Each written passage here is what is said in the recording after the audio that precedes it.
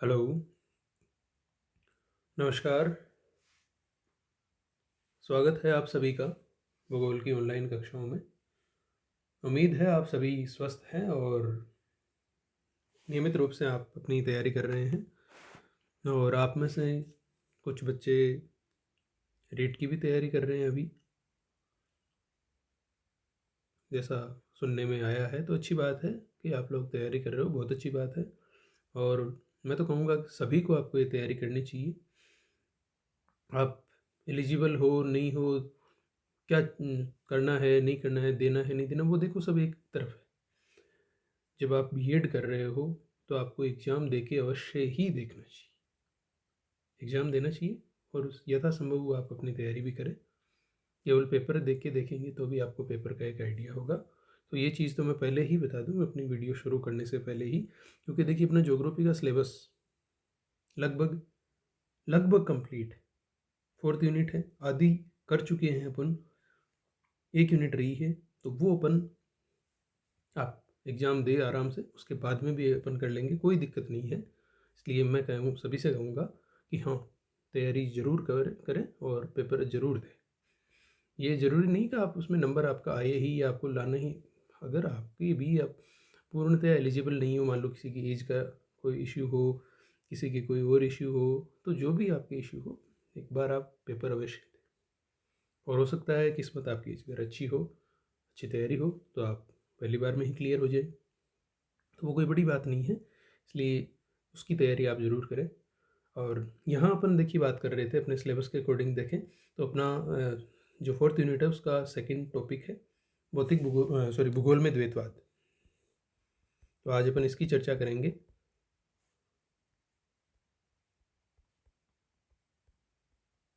देखिए जैसा नाम है वैसा कोई भारी टॉपिक नहीं है। नॉर्मली मैं आप सबसे पूछना चाहूँगा कि द्वैतवाद का मतलब क्या होता है, किसे कहते हैं द्वैतवाद।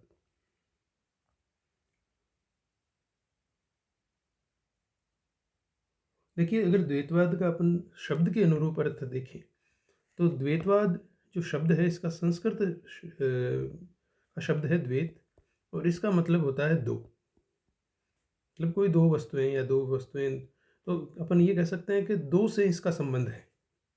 ठीक है, लेकिन दो भागों में अथवा दो भिन्न रूपों वाली जो स्थिति होती है उसको इससे निरूपित किया जाता है। मतलब दो अलग अलग जो स्थितियाँ हैं उसको दर्शक बताने के लिए ये शब्द काम में लेते हैं। और इस शब्द के अर्थ में देखिए अगर विषयवार अपन देखें तो काफ़ी विविधताएं हैं। जैसे दर्शन और धर्म में इसका अर्थ पूजा अर्चना से लिया जाता है। इसके अलावा जो पूजा अर्चना या प्रार्थना करने की जो विधियाँ के जो अलग अलग रूप है उसके आधार पर इसको द्वैतवाद की संज्ञा दी जाती है। जैसे भक्ति आंदोलन है, सूफी आंदोलन है, आप वहाँ इसका नाम सुनेंगे दार्शनिकों में। माधवाचार्य आदि जो विद्वान हुए उन्होंने इनके बारे में बताया। लेकिन अपना द्वैतवाद वो वाला नहीं है। यहाँ द्वैतवाद से मतलब है कि भूगोल में दो जो विचारधाराएं आई, दो पक्ष आए भूगोल के अध्ययन के, उनको क्या कहा गया, यहाँ पे द्वैतवाद कहा गया है। अब देखिए हुआ क्या कि प्राचीन काल से भूगोल की जो विभिन्न पक्ष है उनका अध्ययन होता था। लेकिन जैसे जैसे नवीन प्रवृत्तियां आई वैसे वैसे अलग अलग विचार आए।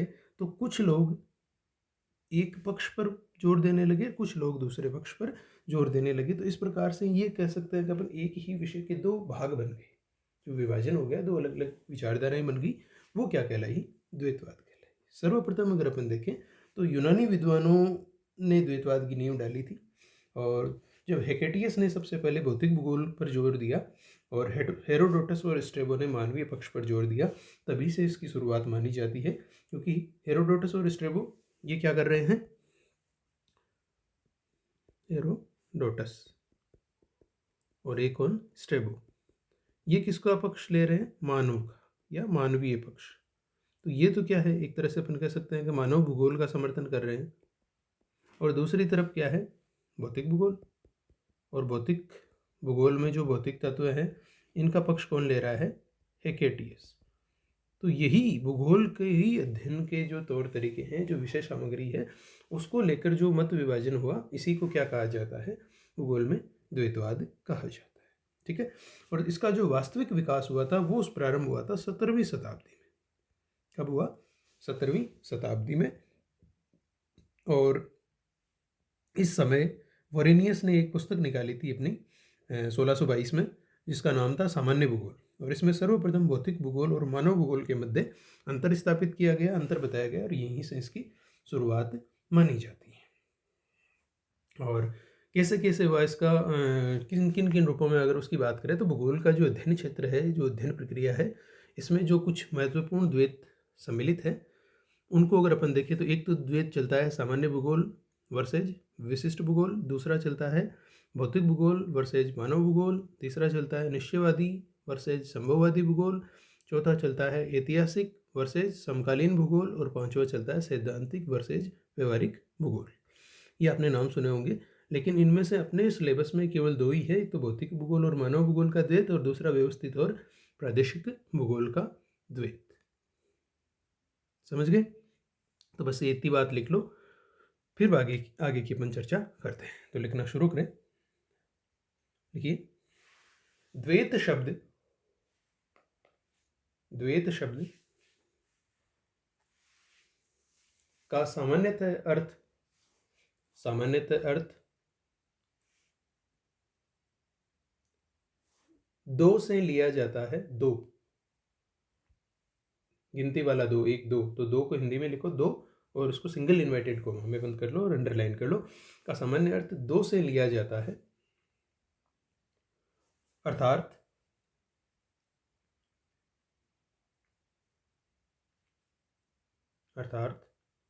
दो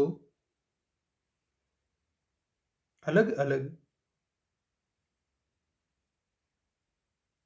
प्रकार के मत, अर्थात दो अलग अलग प्रकार के मत या स्थिति को इस शब्द के द्वारा निरूपित किया जाता है, निरूपित किया जाता है।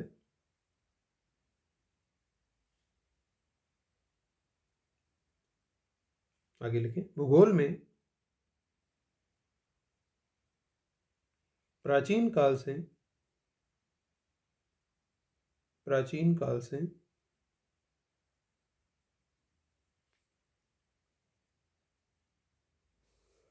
विभिन्न भौगोलिक पक्षों का अध्ययन किया जाता रहा है,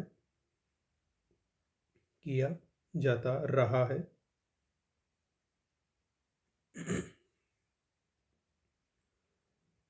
और आगे चलकर जैसे जैसे भूगोल में नवीन प्रवृत्तियां आई,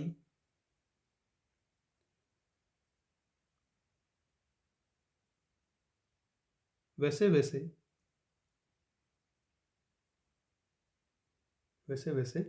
भूगोल का विषय व्यवहार भी बढ़ा,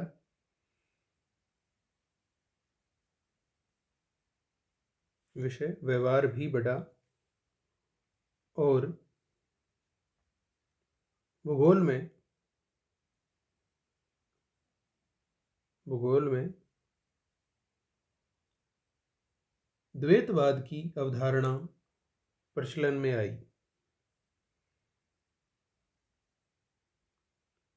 प्रचलन में आई।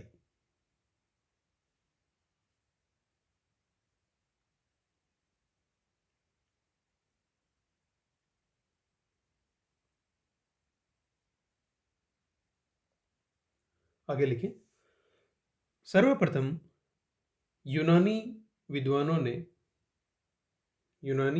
ने भूगोल में द्वैतवाद की नींव डाली, द्वैतवाद की नींव डाली।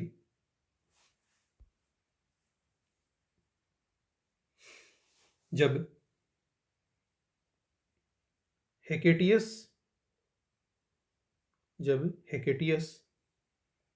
ने भौतिक भूगोल तथा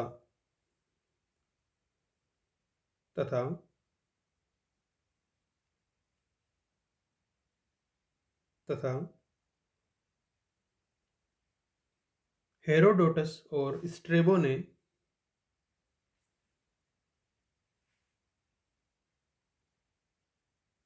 ने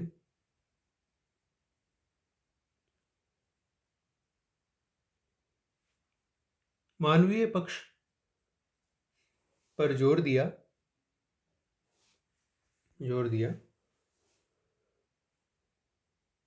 आगे चलकर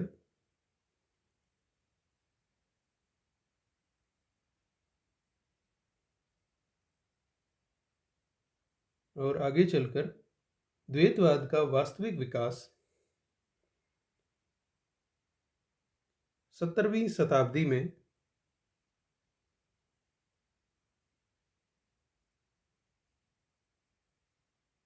17वीं शताब्दी में शुरू हुआ।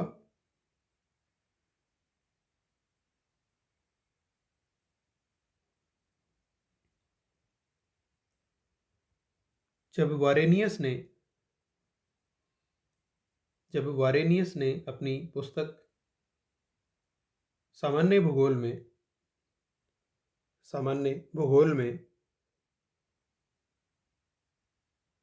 भौतिक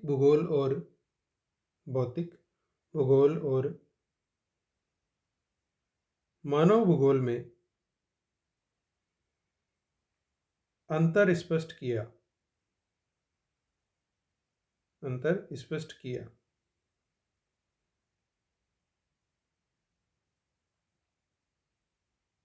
ठीक है, आगे लिखें नेक्स्ट लाइन से।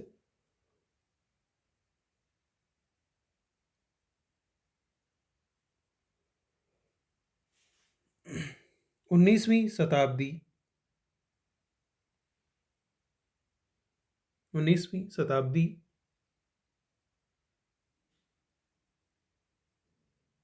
से लेकर वर्तमान समय तक भूगोल का विकास तीव्र गति से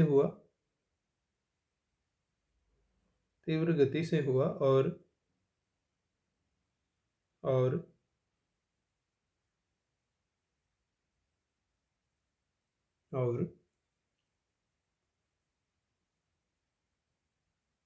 आगे चलकर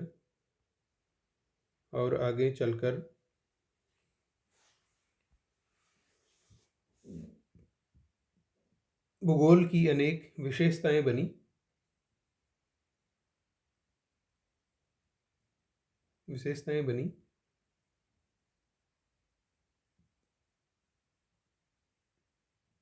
जिन्हें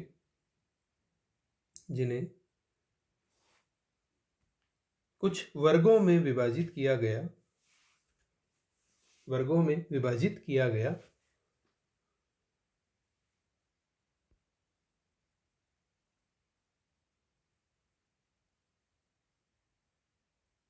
और इन्हीं वर्गों को आज द्वैतवाद की प्रवृत्ति के रूप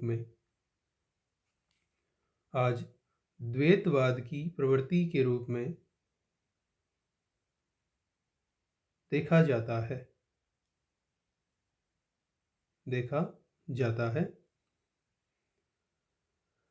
जैसे नंबर 1 लिखें, सामान्य भूगोल तथा विशिष्ट भूगोल।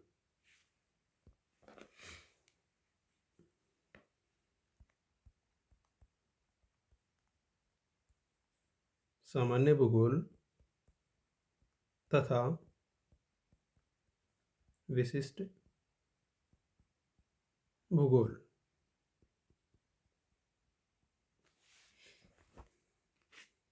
दूसरा लिखें, भौतिक भूगोल तथा मानव भूगोल।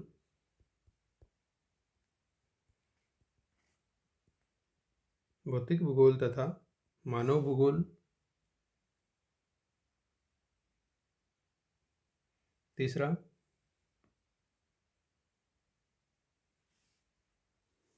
निश्चयवादी तथा संभववादी भूगोल।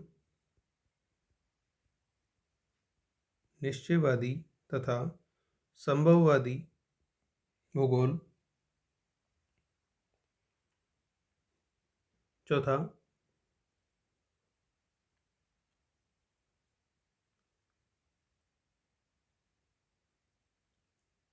ऐतिहासिक भूगोल।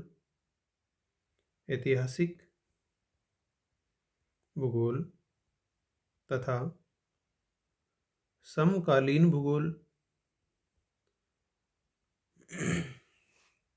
समकालीन भूगोल।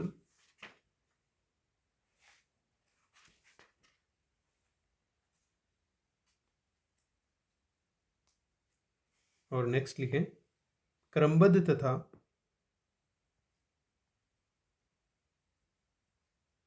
प्रादेशिक भूगोल। क्रमबद्ध तथा प्रादेशिक भूगोल। क्रमबद्ध तथा प्रादेशिक भूगोल आदि आदि।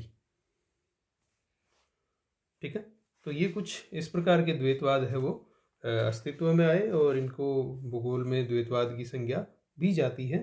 लेकिन देखिए, अब अपने सिलेबस में अगर अपन देखें तो अपने सिलेबस में ये सारे नहीं है। अपने में कौन सा है, एक तो क्रमबद्ध वाला है और एक भौतिक और मानव भूगोल। अपने को दो ही पढ़ने हैं। ठीक है, तो चलिए शुरू करते हैं। आप हेडिंग लगाएं नंबर 1, भौतिक भूगोल तथा मानव भूगोल। पहला द्वैतवाद, भौतिक भूगोल तथा मानव भूगोल। देखिए, कुछ भी हार्ड चीज नहीं है, केवल यही है कि किसने भौतिक भूगोल का पक्ष लिया, किसने मानव भूगोल का पक्ष लिया। तो देखिए, भौतिक भूगोल बनाम मानव भूगोल की इस द्वैतवाद की अपन बात करें तो इसको प्रारंभ किया था यूनानियों ने, और हेकेटियस ने भौतिक भूगोल पर अधिक बल दिया, जबकि हेरोडोटस और स्ट्रेबो ने मानव भूगोल पर अधिक बल दिया। और हम्बोल्ट ने भूगोल जो शब्द यूज में लिया, उस भूगोल शब्द को, या हम्बोल्ट ने जो सामान्य भूगोल कहा, उसी को क्या कहा, भौतिक भूगोल। जबकि इसके विपरीत रीटर ने मानव भूगोल का पक्ष लिया। उसने मानव भूगोल को अधिक तवज्जो दी और भूगोल के विकास में प्रारंभिक काल में भौतिक भूगोल पर अधिक बल दिया गया था। इसका कारण ये था कि उस समय ये विषय जिन अध्यापकों के द्वारा पढ़ाया जाता था उनकी जो पृष्ठभूमि थी वो क्या थी, जियोलॉजी से हुआ करती थी। और रेटर और एडजेल उन विद्वानों में हैं जिन्होंने ये माना कि मानव स्थलाकृतियों में परिवर्तन करता है। ठीक है, फिर भी मानव भूगोल संप्रदाय की स्थापना ब्लास के द्वारा की गई थी। मतलब उन्होंने केवल ये बात मानी थी, लेकिन इसके संदर्भ में कुछ विशेष कार्य नहीं किया। तो मानव भूगोल संप्रदाय की जो स्थापना है वो ब्लास ने की। और भौतिक भूगोल तथा मानव भूगोल का ये जो द्वैतवाद है कृत्रिम है और एक तरह से देखा जाए तो अतार्किक है, क्योंकि वास्तव में ये द्वैतवाद विषय के ऐतिहासिक विकास का परिणाम है। भौतिक भूगोल और मानव भूगोल के दो अलग अलग समूह नहीं है, बल्कि एक ही सिक्के के दो पहलू। समझे? बस ये इतना सा इसका सार है। तो लिखना शुरू करें। देखिए, भौतिक भूगोल और मानव भूगोल के मध्य भौतिक भूगोल और मानव भूगोल के मध्य द्वैतवाद द्वैतवाद की संकल्पना यूनानियों के द्वारा शुरू की गई, या यूनानी विद्वानों के द्वारा शुरू की गई।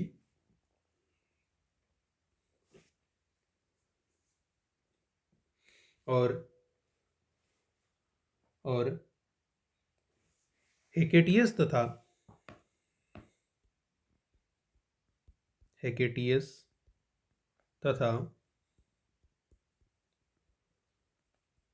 पोसिडोनियस ने भौतिक भूगोल के अध्ययन पर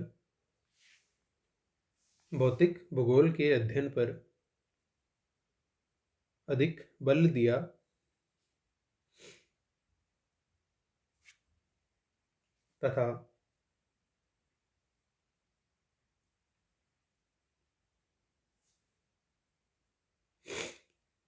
दिया तथा हेरोडोटस और स्ट्रेबो ने हेरोडोटस और स्ट्रेबो ने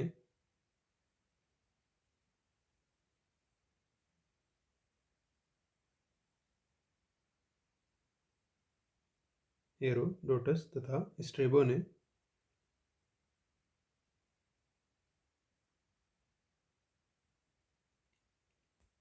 मानव भूगोल को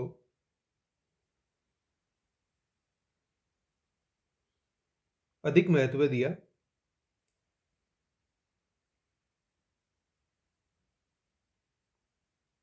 अधिक महत्व दिया।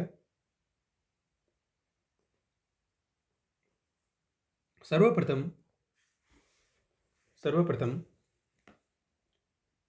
बर्नहार्ड वोरेनियस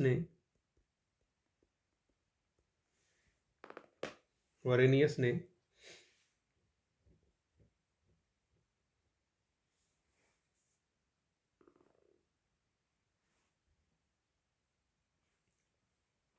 अपनी पुस्तक सामान्य भूगोल में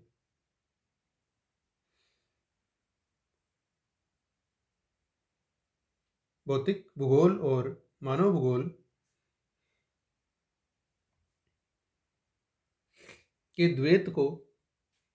द्वैत को अंतर को स्पष्ट किया और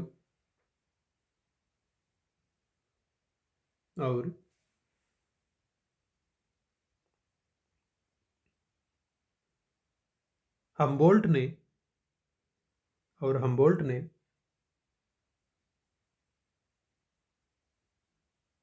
सामान्य भूगोल को ही भौतिक भूगोल की संज्ञा दी।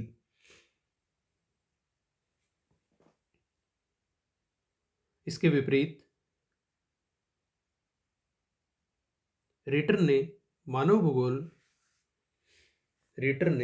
भूगोल को अधिक महत्ता दी।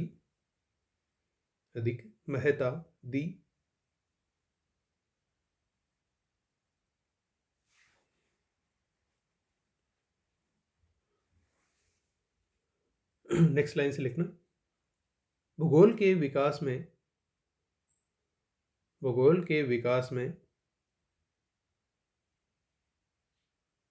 प्रारंभिक समय में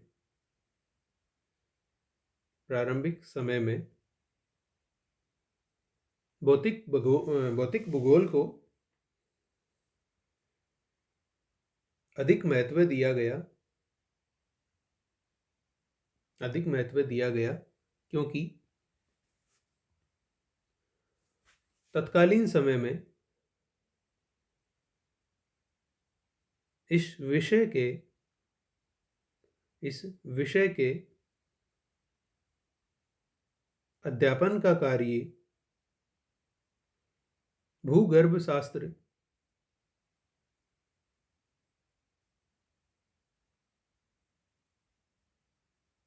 शास्त्र से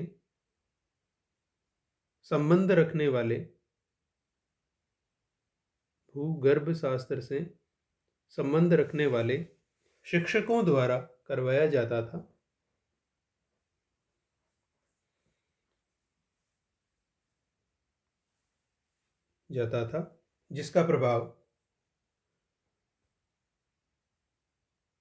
जिसका प्रभाव इस विषय पर भी पड़ा।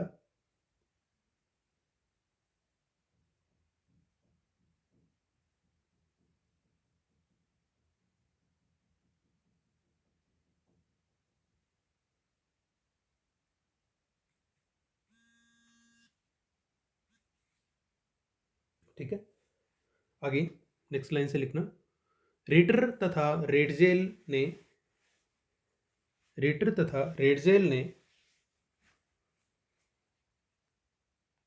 मानवीय पक्ष का समर्थन करते हुए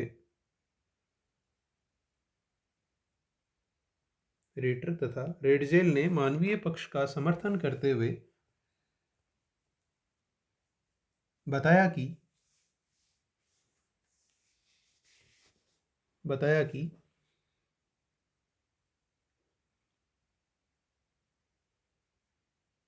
मानव के द्वारा भौगोलिक स्थलाकृतियों में बदलाव किया जाता है। स्थलाकृतियों में बदलाव किया जाता है।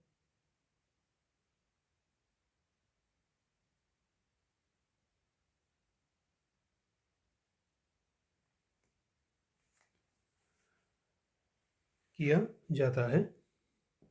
आगे लिखना, रेडजेल ने ही मानव भूगोल को व्यवस्थित तथा संगठित करने का कार्य भी किया।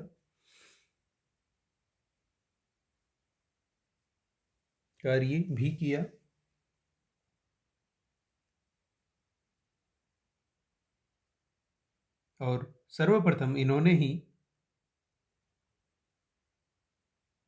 भूगोल में व्यवस्थित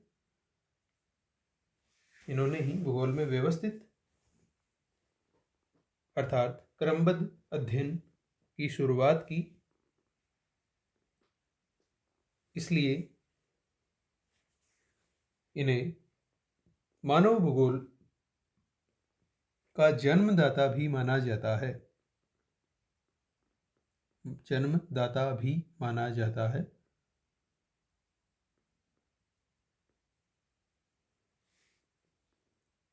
आगे चलकर ब्लास के द्वारा मानव भूगोल को और ज़्यादा स्थायित्व प्रदान किया गया।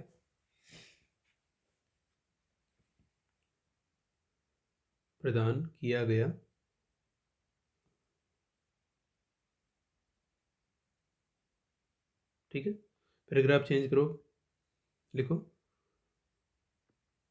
भूगोल में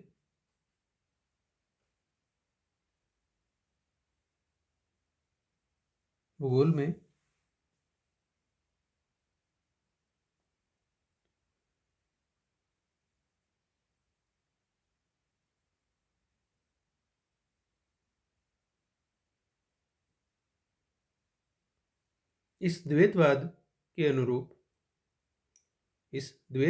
अनुरूप भौतिक भूगोल में भौतिक परिघटनाओं का अध्ययन किया जाता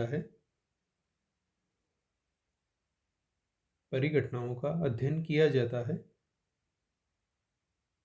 वहीं मानव भूगोल में मानवीय क्रियाकलापों,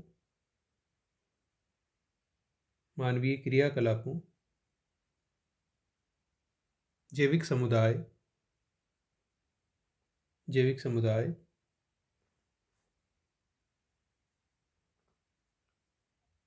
उद्योग खनन परिवहन आदि का अध्ययन होता है।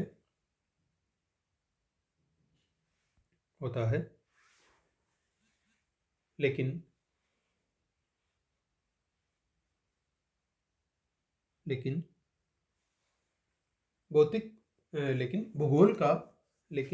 भूगोल का यह द्वैतवाद वास्तव में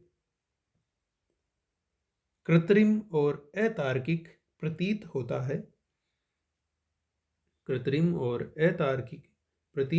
है, क्योंकि वास्तव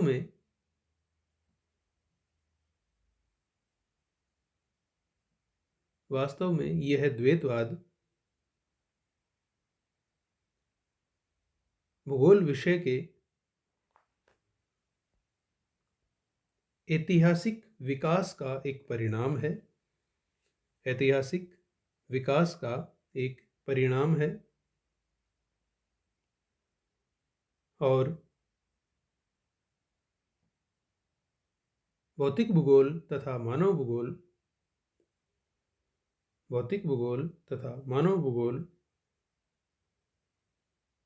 भूगोल के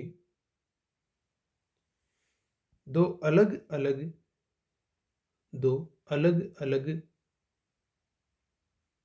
समूह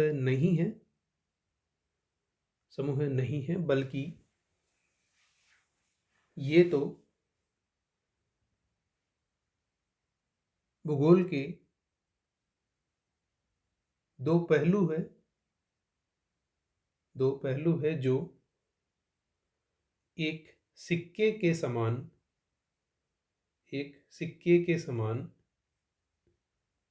एक दूसरे से जुड़े हुए हैं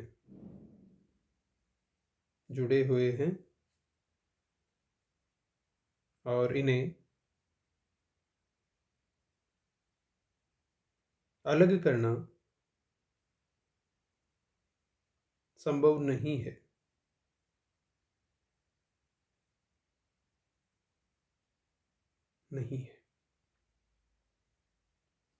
ठीक है, तो ये अपना भौतिक भूगोल और मानव भूगोल की जो संकल्पना है ये कंप्लीट। उम्मीद है आपको समझ में आई होगी। एक बार इसको जो लिखा है, एक बार इसकी 1 मिनट में जल्दी से रीडिंग कर लीजिए, फिर अपन दूसरा शुरू करते हैं, नहीं तो दिमाग में आपके कन्फ्यूजन बना रहेगा।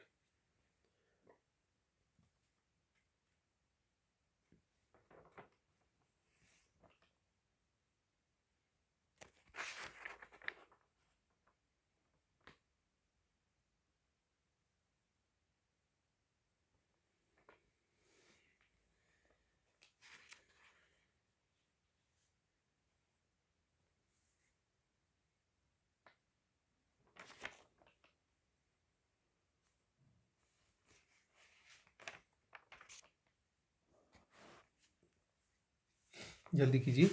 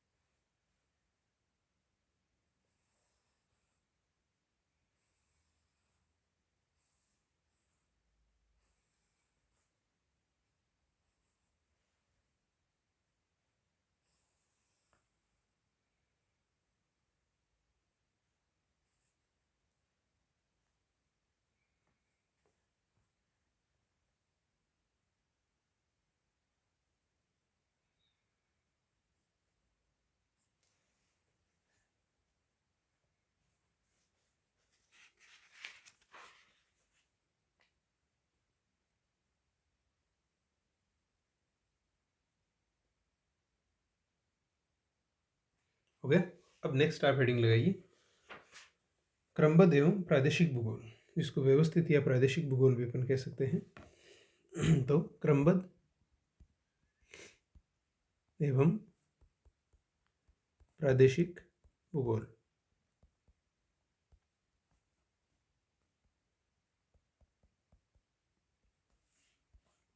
और इसमें लिखें, समझा दूंगा मैं, कुछ नई चीज आएगी तो लिखें, भूगोल में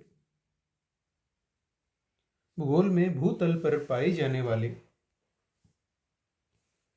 विभिन्न तत्वों और मानव के मध्य के संबंधों और घटित होने वाली अंतःक्रियाओं का अध्ययन किया जाता है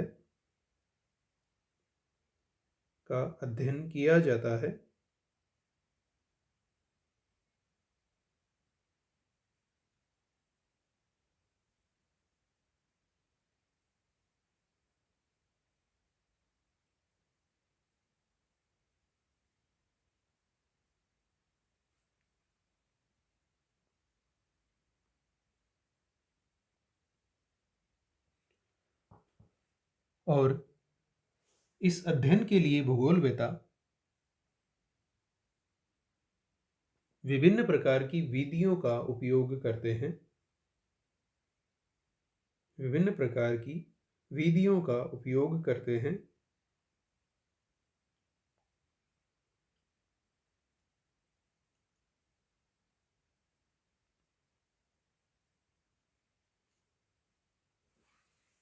और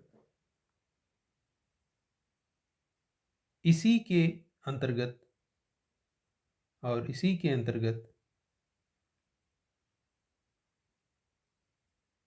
क्रमबद्ध अध्ययन और प्रादेशिक अध्ययन भूगोल की विषय वस्तु के अध्ययन की दो विधियां हैं।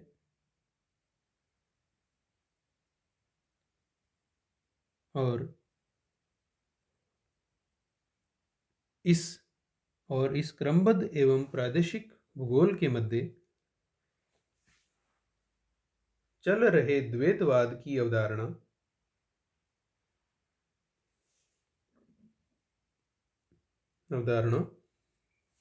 काफी प्राचीन है।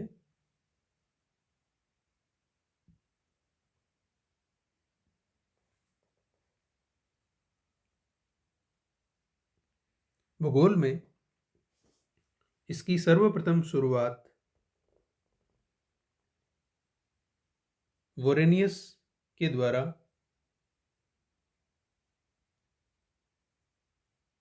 क्रमबद्ध एवं प्रादेशिक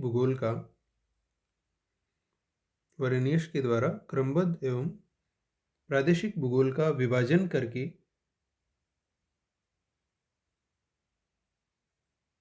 उस समय की गई, जब भूगोल का शाखा विभाजन प्रारंभ हुआ था।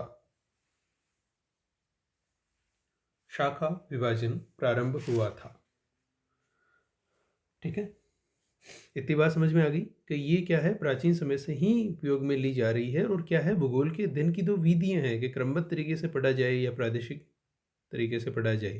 तो प्रादेशिक भूगोल तो वही है जो अपन लास्ट ईयर पढ़ के आए हैं, कि एक क्षेत्र के बारे में विशेष गहराई से अध्ययन।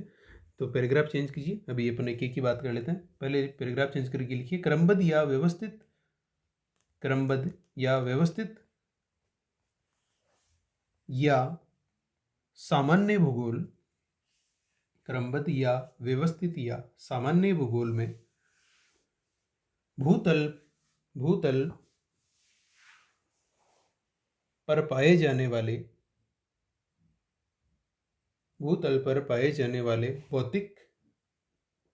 भौतिक और मानवीय पक्षों के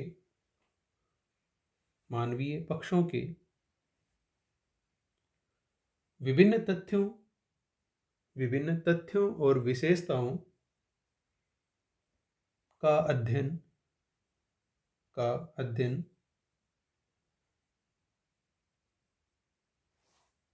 अलग अलग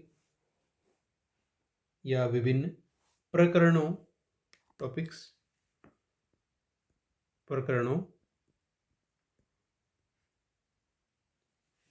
में विभाजित करके किया जाता है।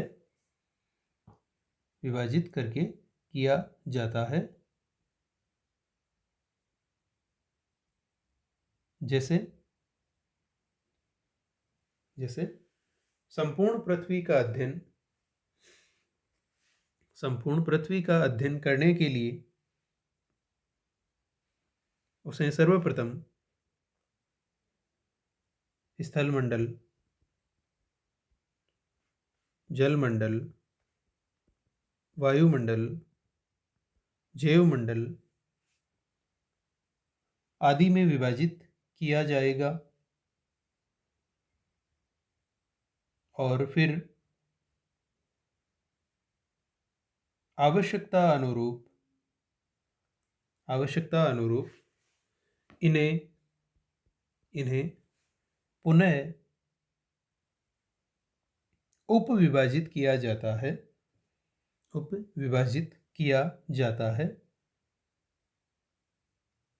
जैसे स्थलमंडल का अध्ययन, उच्चावच स्वरूप,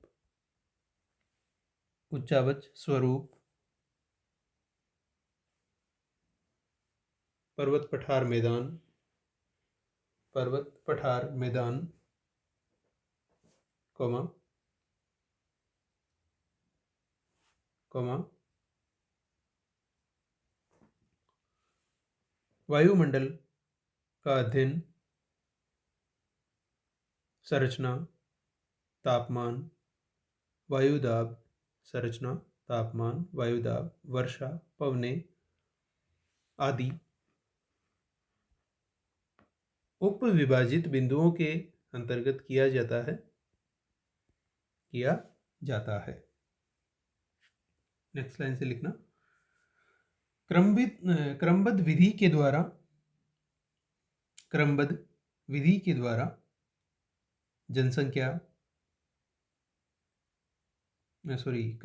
के द्वारा मानव भूगोल का अध्ययन भी किया जा सकता है। जैसे यदि जनसंख्या का अध्ययन करना है तो इसे घनत्व, वितरण, लिंगानुपात, साक्षरता, वृद्धि दर, ग्रामीण जनसंख्या, नगरीय जनसंख्या, कार्यशील जनसंख्या आदि बिंदुओं के अंतर्गत उप विभाजित करते हुए समझा जाएगा। ठीक है, ये तो हो गया क्रमबद्ध। अब पैराग्राफ चेंज करके लिखो। इसके विपरीत प्रादेशिक भूगोल में पृथ्वी तल को एक समान लक्षणों वाले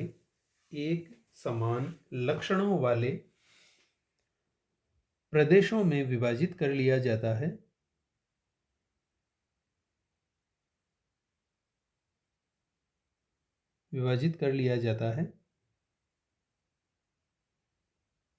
और फिर उस एक समान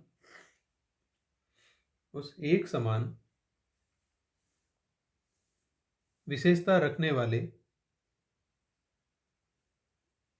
प्रदेश के विभिन्न भौगोलिक तत्वों का क्रमबद्ध तरीके से अध्ययन किया जाता है। अर्थात पृथ्वी तल पर कुछ चुने गए क्षेत्रों का अध्ययन ही प्रादेशिक भूगोल है,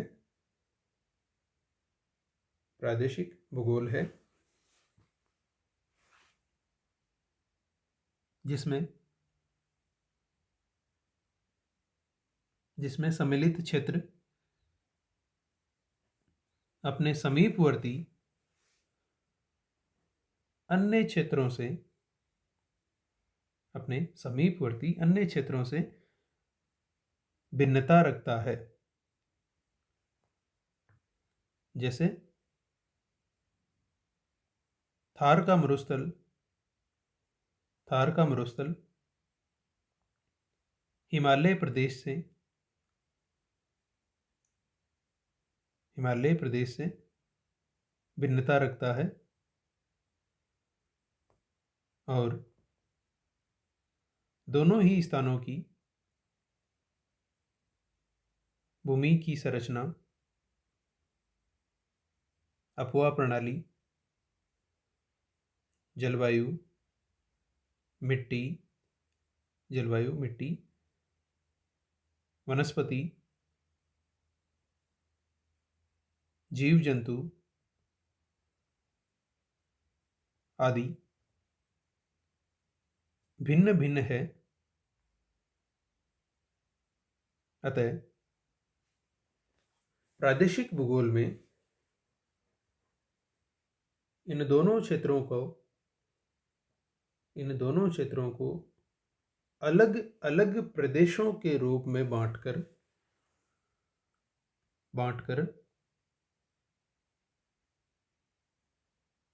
इनका बिंदुवर अध्ययन किया जाता है, मतलब टॉपिक टू टॉपिक अध्ययन किया जाता है। और आगे आवश्यकता पड़ने पर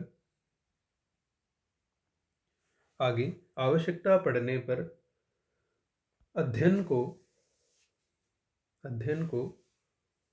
सरलता देने के लिए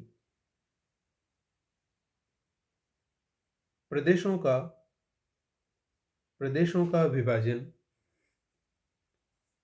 उप प्रदेशों और लघु प्रदेशों में कर लिया जाता है।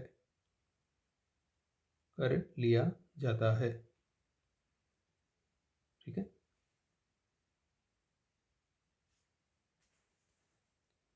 पैराग्राफ चेंज करके लिखना। प्रादेशिक और क्रमबद्ध भूगोल में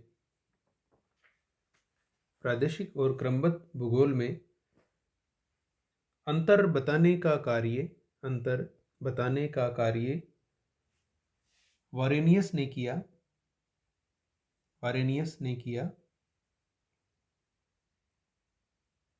और इन्होंने क्रमिक रूप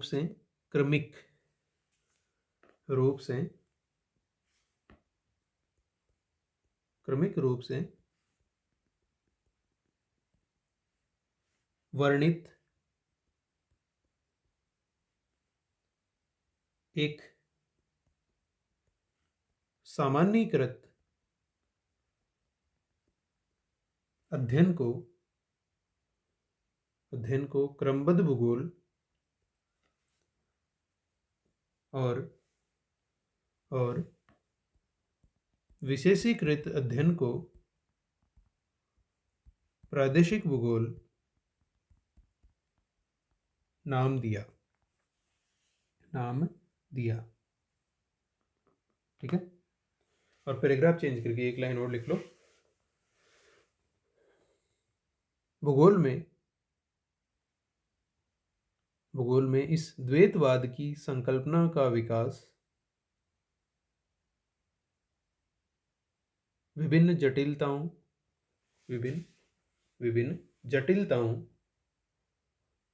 और गहनताओं को गहराई से समझने के लिए किया गया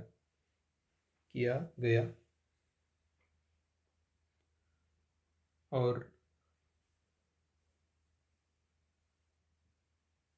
इसका अंतिम उद्देश्य भूगोल का गहन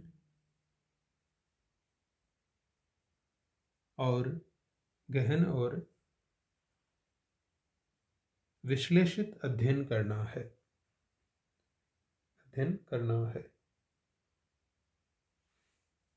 ठीक है। आई बात समझ में? देखिए, ऐसा कुछ भी नहीं है जो इसमें मैं अलग से आपको समझाऊं, एकदम इजी लैंग्वेज में मैंने आपको सारी बात ये लिखवा दी। इसको भी एक बार आप रीड करो और रीड करते ही आपको सारी बात समझ में आ जाएगी कि प्रादेशिक भूगोल और क्रमबद्ध भूगोल में अंतर क्या है। कि जिस प्रकार से अपन सामान्य भूगोल पढ़ते हैं तो उसमें क्या है, सारी चीज़ें बिंदुवार उसमें एक ही चैप्टर के अंतर्गत आ जाती है। जैसे आप क्या करते हैं, अपन एक नॉर्मली जैसे कोई आप जीके की किताब लाते हो तो उसमें क्या है, चैप्टर वाइज सारी चीज़ें जुड़ी हुई आ जाती है। ठीक है। और प्रादेशिक भूगोल अपन ने लास्ट ईयर पढ़ी है, क्या था उसमें, अपन ने एक क्षेत्र लिया और उस क्षेत्र की सारी चीज़ें अपन ने पढ़ी। फिर दूसरा चित्र लिया, दूसरे की सारी चीज़ें अपन ने पढ़ी और उसको अलग अलग बिंदुओं में विभाजित करते हुए पढ़ी, और क्या देखा कि एक क्षेत्र का जो अपन ने अध्ययन किया, एक क्षेत्र की जो दशाएं वो दूसरे में नहीं है, दूसरे की तीसरे में नहीं है। तो इस प्रकार से ये इसमें मूलभूत अंतर है कि या तो आप एक साथ ही सबको टॉपिक वाइज बांट के पढ़ रहे हो, मिक्स में पढ़ रहे हो, तो वो क्रमबद्ध है, और अगर आप उसमें से अलग अलग क्षेत्र अलग अलग विभाजित करके आप उसको डिवाइडेशन करके निकाल के पढ़ रहे हो, तो वो क्या है, प्रादेशिक है। बस ये इतना सा सार है इसका। तो ये इसी के साथ अपना ये टॉपिक कंप्लीट हुआ।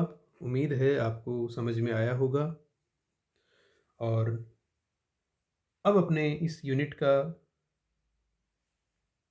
केवल अगर अपन कहें तो वैसे मूल टॉपिक तो दो है, एक तो भूगोल में मात्रात्मक क्रांति है और दूसरा है कुछ प्रमुख संकल्पनाएं।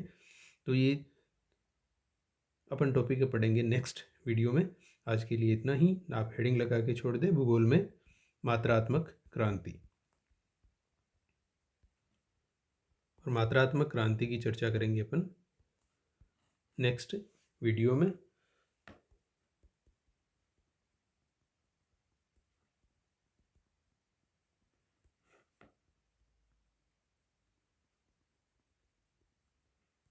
और अपनी तैयारी करें।